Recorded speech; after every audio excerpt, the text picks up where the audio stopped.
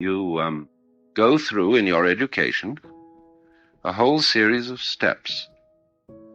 The word in Latin, gradus, means a step.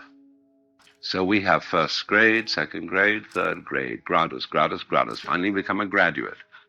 You know, you've gone along the steps. But you're still doing it. So that when you become finally successful as the president of your corporation, you have a funny feeling of being cheated.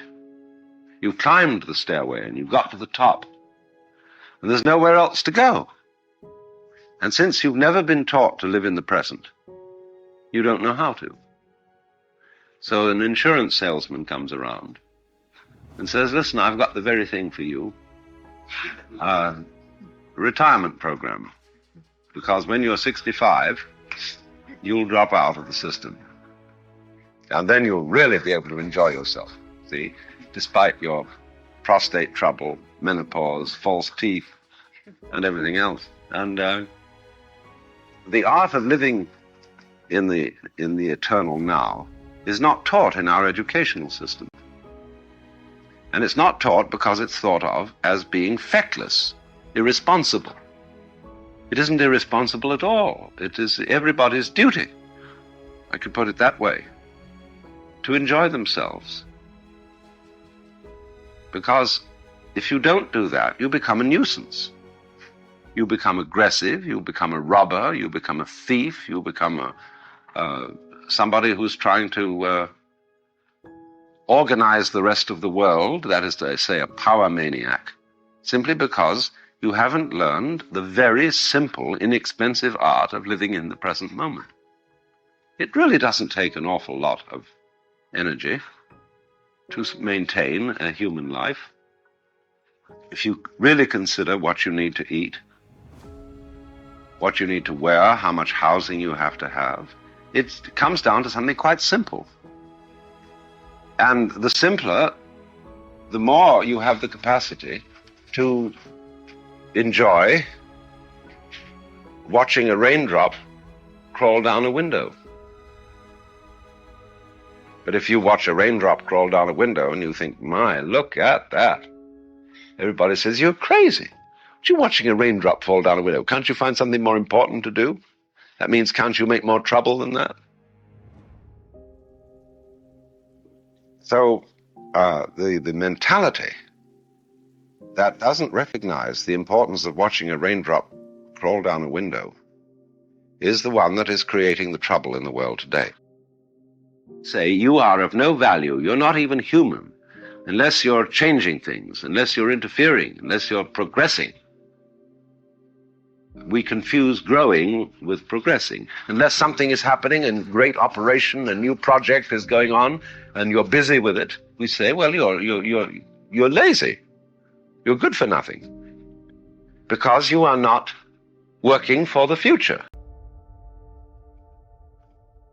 The basic ideas in Hindu cosmology, that in the course of time, you go through the series of yugas, or the epochs, and you begin with a great state of affairs, and it gradually deteriorates, is a way of saying to people, in the course of time, things only fall apart.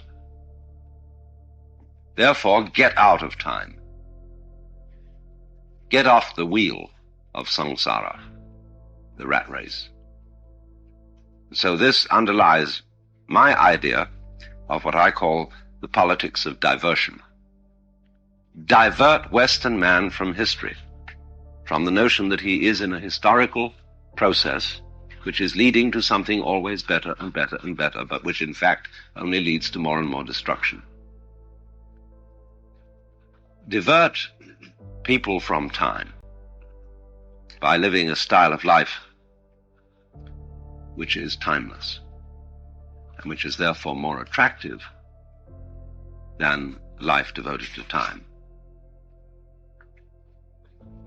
That doesn't exclude our technological power.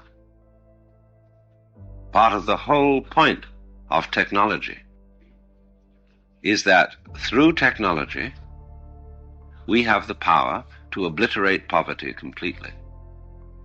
But this must not be looked at in a historical way. While it is looked at in a historical way, it will not work.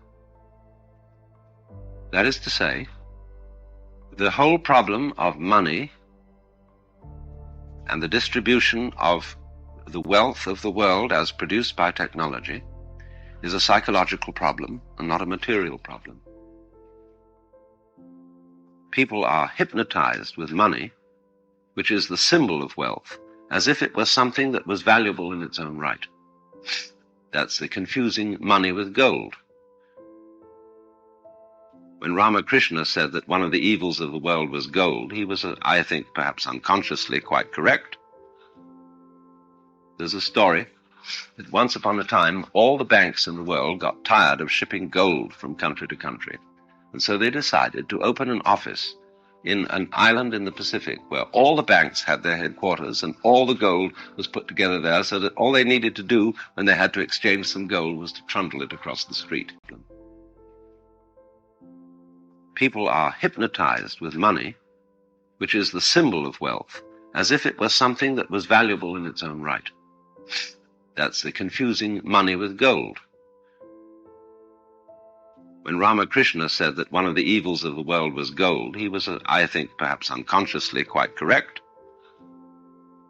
There's a story that once upon a time, all the banks in the world got tired of shipping gold from country to country. And so they decided to open an office in an island in the Pacific where all the banks had their headquarters and all the gold was put together there, so that all they needed to do when they had to exchange some gold was to trundle it across the street. And operations proceeded beautifully for about 10 years. And then all the heads of the banks from the different countries came with their wives and their children to visit the island and have a great convention.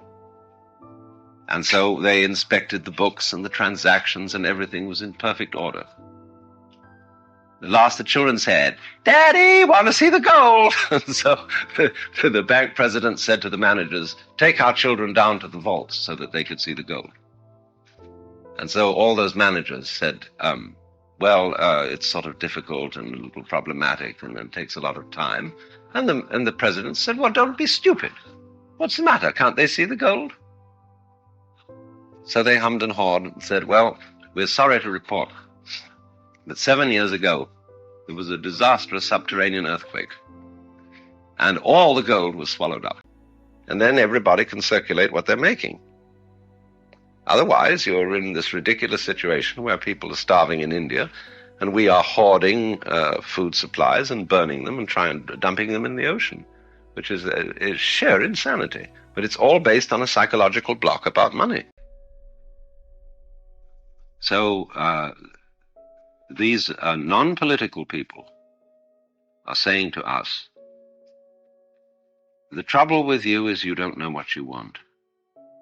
You have a future which you're working for, but you're all wretch and no vomit. You promised yourselves that a good thing is going to happen. You keep promising. Even your money is a promise. It says on the dollar bill that the Treasury of the United States will promise to pay $1. What are you going to get if you deliver this and say, "Come on now, I want whatever it is that this dollar is"? And they just can give you credit. Because it's paper, it's all symbolism.